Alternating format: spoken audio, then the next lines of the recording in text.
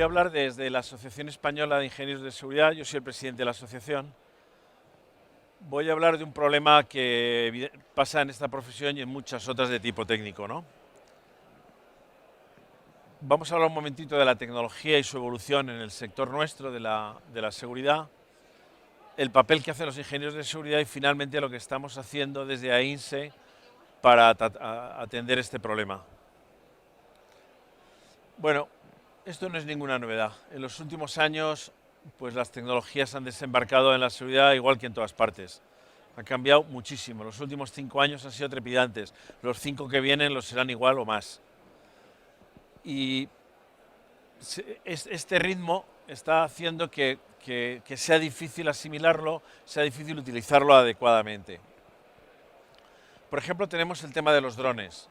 Los drones, pese a las limitaciones de regulación que hay ahora mismo, son ya una herramienta normal que se está utilizando. Saber qué dron utilizar, cómo utilizarlo, qué restricciones, en cuanto el dron como herramienta de seguridad para atender alarmas en perímetros grandes, para supervisar tendidos de cables o tendidos de piping, etc. Y luego los drones como amenaza y todas las contramedidas. Todo esto está ocurriendo y está cambiando además, porque está cambiando la tecnología de los drones. La nube que está ignorada en la ley de seguridad y en tantos sitios, ahora mismo empieza a tener menos sentido. Servidores en edificios que tienen las aplicaciones de detección de intrusión o de incendios o de televisión, porque en la nube tenemos una solución mucho más sencilla, que se paga como un servicio y está ocurriendo cada vez más. Los proyectos antiguos en los que terminábamos en un servidor, ahora resulta que lo que terminan son en firewalls y en switches que transmiten la señal a otro sitio. Por lo tanto, la nube está siendo fundamental. Especialmente es muy remarcable lo que está pasando con las centrales receptoras de alarma. Una central receptora de alarma con la legislación actual, muros, sistemas de alimentación propios, etcétera, etcétera, y cuando resulta que lo más lógico y lo que está ocurriendo ya es que en la nube están esos servidores y los cambios son diferentes. Y si la nube está alojada en un sitio con suficiente calidad, pues una resistencia a los ciberataques es mucho mayor. En ese sentido, quiero llamar la atención también sobre el problema de la ciberseguridad de los sistemas de seguridad físicos. Es un tema que está encima de la mesa. Un sistema de seguridad físico es como una escala de una industria en el que hay periféricos que se comunican mediante una red IP con un centro de control que es un servidor, que esas aplicaciones de software corren sobre sistemas operativos estándar, para los cuales hay gusanos, troyanos, todo tipo de hackeo.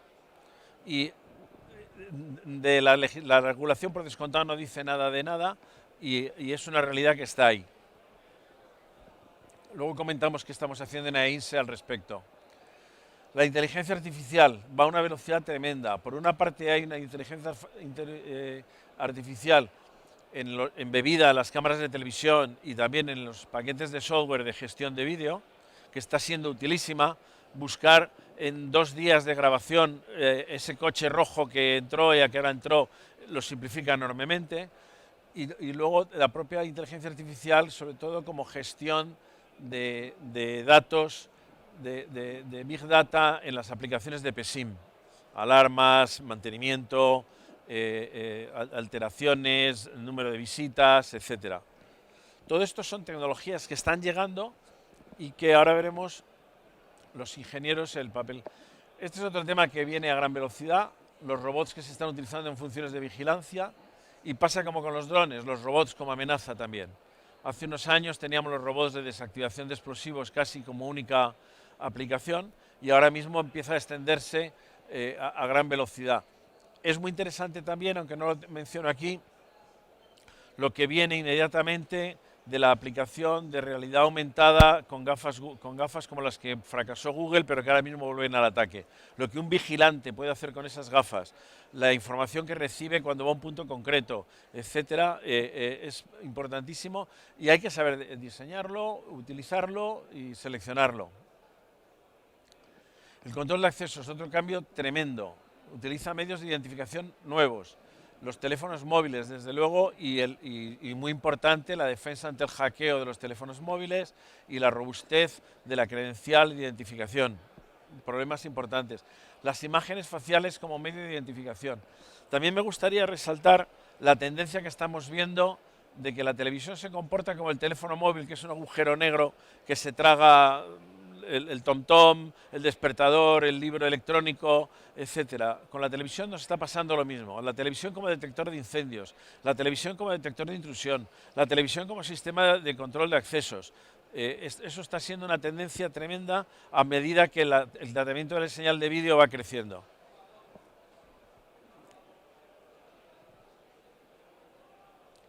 ¿Qué pasa con los ingenieros de seguridad?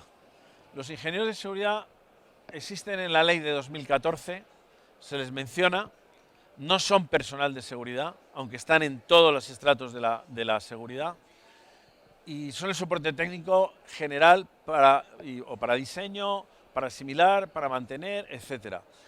Tenemos en cuenta que tenemos ingenieros de seguridad en empresas de distribución o de fabricación de sistemas, que los aprenden continuamente o están diseñándolos, en España no mucho, o están aprendiendo las últimas novedades para poder asistir a sus clientes. Estamos encontrando ingenieros de seguridad en las empresas de ingeniería, en las empresas de instalaciones y mantenimiento, que tienen que poner en marcha todas estas nuevas medidas. Y tenemos ingenieros de seguridad, evidentemente, en los departamentos de seguridad de empresas de un cierto tamaño, que gestionan los mantenimientos, que empiezan a prever qué es lo que pueden utilizar, qué nuevas mejoras, cómo gestionar ese edificio de otra forma.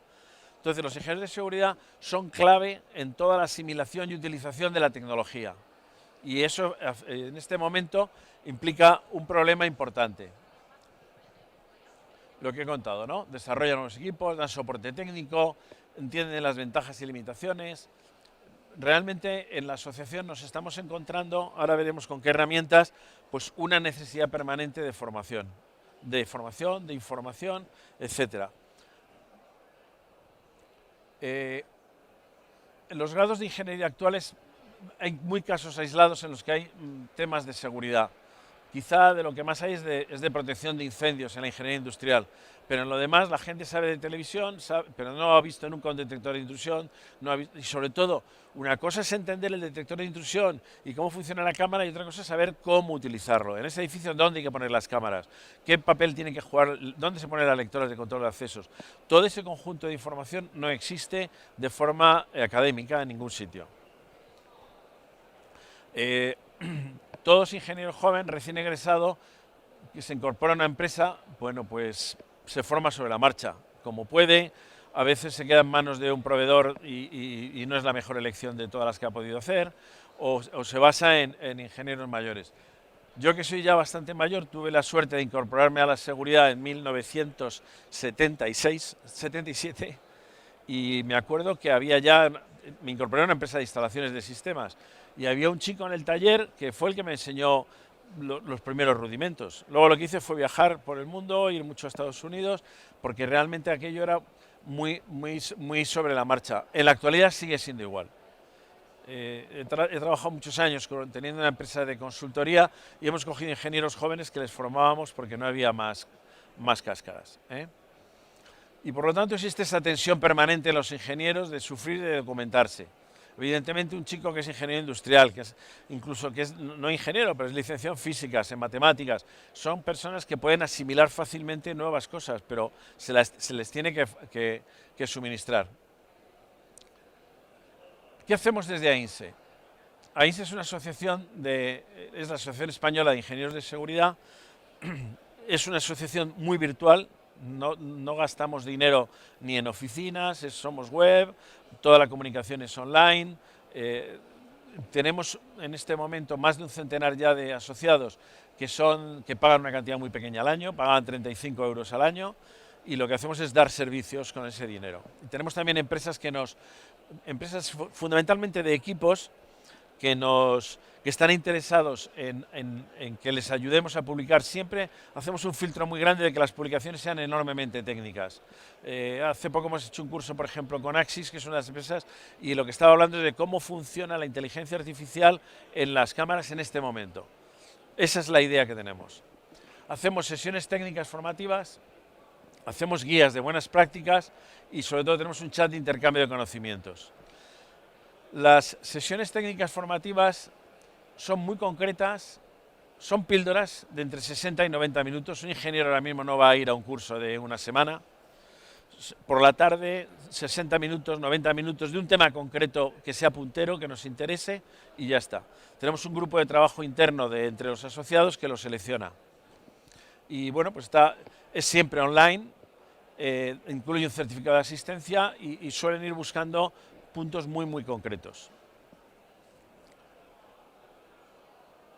También hacemos guías de buenas prácticas. A veces están relacionadas con esto. Se redactan sobre temas por grupos de trabajo también. Por ejemplo, tenemos una guía de buenas prácticas que es bastante útil desde nuestro punto de vista, que es los rudimentos de ciberseguridad que alguien que está desarrollando un sistema de seguridad físico debe tener en cuenta. Estas guías son gratuitas, están en nuestra página web, se descargan y en un business point de estos en el que tenemos varias de ellas impresas por si queréis pasaros por allí. Hemos hecho un estudio del conjunto también de necesidades formativas en general de un ingeniero de seguridad, que evidentemente está cubierto en muy poco o nada por la academia. Y bueno, son temas que no están recogidos en la reglamentación. Las guías pueden utilizarse como un estándar de facto, pero la reglamentación, sabéis que ahora mismo estamos con el Reglamento de Seguridad Privada, que responde a una ley del año 2014 totalmente descolocada con la realidad, y el reglamento, el borrador del 2018, todavía más enloquecido, y bueno, pues estamos intentando influir también. Por descontado son de difusión abierta para utilización libre. Tenemos un chat que está funcionando muy bien, está implementada en WhatsApp entre los asociados, tiene una actividad cada vez creciente, a veces el tema trasciende y quien está contestando y respondiendo al final se habla aparte porque son temas de empresa, pero está funcionando pues muy bien. Personas que tienen un problema, qué sé yo, pues con un problema de control de accesos, con Ventosa, y qué solución hay. Bueno, pues se buscan soluciones fuera de las empresas. Estamos logrando una comunidad de ingenieros que comparten cosas. Y bueno, esto es lo que os quería comentar. Esta es una asociación abierta. Si queréis, nos visitáis en el Business Point que tenemos o visitar nuestra web. Ahí hay un montón de documentación, publicamos continuamente las buenas prácticas, etcétera. ¿Te he encargado que te traigan unos folletos? Vale. Aunque vayan allí. Más que folletos son las guías que tenemos ahí. Guías. Nada, que he pedido unas guías para que no tengáis que ir a... ¿No se oye? Sí. ¿Pero me oís así? ¿Me oís? Si me dais un minuto las traigo. Muchas gracias. Nada, para que, aunque luego vayan, ¿vale? Pero... Muchas gracias. ¿Se oye? Sí, se oye. Se oye, como claro. ¿En el canal cero estamos? Pues no es tan fácil asociarse en España. ¿Y verdad que me escuchas? ¿Verdad que me escuchas a mí? La verdad es que nos ha ido muy bien en los últimos años. ¿Verdad que me escucháis? Si quieres mejor con el micro, ¿no? Claro. Y luego la otra cosa que nos pasa al estar tanto en el plano virtual, pues la verdad es que tenemos gente de toda España muy cómodamente. Tenemos de aquí de Cataluña, etcétera. ¿Y está previsto en la formación reglada de las ingenierías poner algunos créditos especializados? Pues mira, tenemos un estudio justo de esto, que ahora me imagino que nos lo van a traer, y me he entrevistado con varias universidades. No es fácil, no es fácil. El reglamento preveía una cosa desde nuestro punto de vista absurdo, preveía un grado. Claro, pero un grado implica que un chaval de 19 años decida ser ingeniero de seguridad y se meta en un tomate de 4 años. Parece mucho más lógico un máster, que además permite que desde grados muy diferentes, este es el de necesidades formativas. Sí, mira, precisamente este es de necesidades formativas. O empezar en tercero o cuarto, alguna Claro. asignatura de crédito. Por ejemplo, ahora mismo, Que haga una introducción de crédito, ¿no? por ejemplo, Créditos de introducción a la ingeniería de seguridad. Y luego ya, pues, claro, empezar con un máster. sí. Los máster están funcionando, aunque sea de la universidad pública, están funcionando en un entorno muy claro de negocio. Entonces, ahí es ver cuál es la demanda real de esto. Esta es la parte más interesante. Por otra parte, aún así, seguimos pensando que necesitamos formación continua.